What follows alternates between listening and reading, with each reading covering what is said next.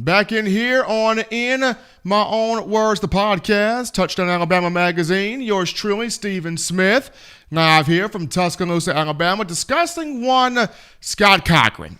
Scott Cochran and his legacy at the University of Alabama, and what will it mean? What will he be remembered for as he now takes the road to Georgia to team up with Kirby Smart? First and foremost, Scott Cochran, to me, will be remembered as just being the voice that echoes. He's remembered as being kind of that imprint of the program that you couldn't get away from. I remember early on in the Nick Saban era, you heard Scott Cochran's voice everywhere. It was infectious. It was, contagious. Like I said, you couldn't get away from it. It was in the stadium. It was in the practice facility. And, the players loved it. They loved his fire. They loved his zeal. He could be odd at times. He could do some things that you would question, but the players loved it. I mean, he was kind of that guy that if you felt like no one else could identify with you, Scott Cochran could identify with you. That was what he was. I mean, for players, he was that guy that they could come and talk to.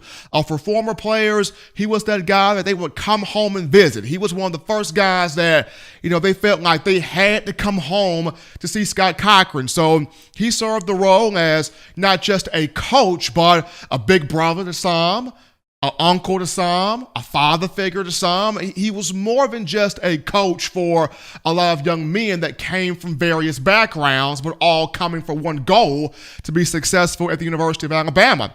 He had a way of, transforming the bodies of young men who came in probably not at the target goal they wanted to be, but when they left in great physical shape, and they went to the National Football League and had big success. One name that comes to mind is Levi Wallace. Levi Wallace came to Alabama soaking wet, maybe 6 feet, 160-pound walk-on out of Tucson, Arizona. And, he comes to Alabama, he gets around Scott Cochran, and once Coach Cochran got done with him, Levi Wallace was 185 pounds, built, sculpted, ready to go to the NFL, and is having success, with the Buffalo Bills. So not just a coach, but a mentor, a motivator, a voice, and somebody that really, he took his role seriously. He took his role hard. He took his role tough because he valued his role. He taught players in different ways. He didn't use the same scheme with each player. Now, I know he had his antics, and one of his antics was, breaking the second place trophy that Alabama had in one of the college football playoff years. But even with that, players saw that as motivation. I remember when Scott Cochran went out there and said, "This second place trophy smash. We ain't no second place. Bang. Man, forget this trophy." Boom. And he just sat there and took a haymaker, slammed into the trophy, busted to pieces, and the players were jumping around like, "Yeah, get it, Coach Cochran. Get it, man. Forget that second place trophy, man. We Bama, man. We ain't no second place team, man. Bump that trophy, man. Get that thing, Coach Cochran. Get that thing." Like, you had the players videotaping the whole thing. So, he had a voice. He had a place here. Scott Cochran had a place here. Whether it was him being the coach, whether it was him being the big brother, him being the big uncle, him being the father figure, him being, on the sidelines, pumping up the four fingers, him getting the crowd excited, he was unique. He was a very special individual. And nobody will ever be able to, like Mac Herford said, replace Scott Cochran, because he just had the type of zeal that you don't quite find a lot of times. But Alabama will be able to bring in somebody that will be young, that will be energetic, that will have a focus, that will have a drive, that will have a passion, and that will be on board with getting Alabama back to where it needs to be at. And there's just something that I hear a lot from current players and former players when I speak to them. They always go, "Stephen, no matter how many coaches leave, no matter how many staffers leave, no matter how many support people leave off the program, Coach Saban always tells us Just trust me. Just trust me. Just trust. We're going to get the right person in here.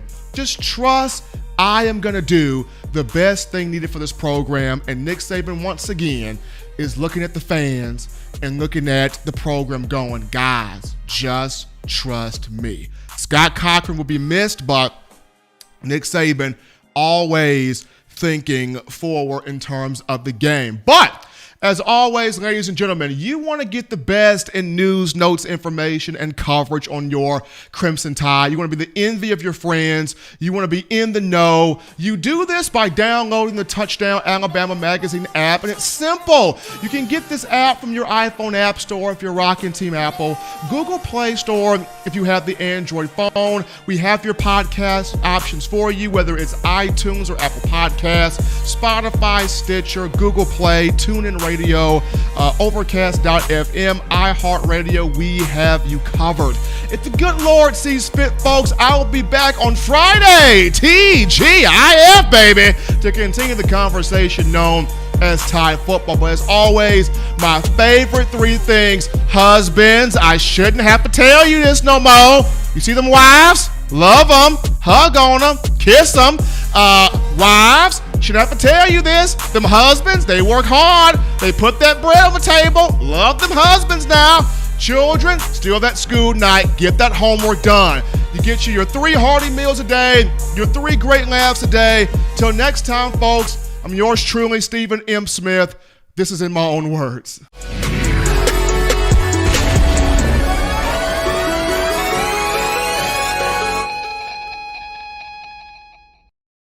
Thank you for watching Touchdown Alabama Magazine's YouTube channel. To continue to get the best in Alabama football content, subscribe here and turn on your notifications to stay connected with the hottest shows covering your Crimson Tide.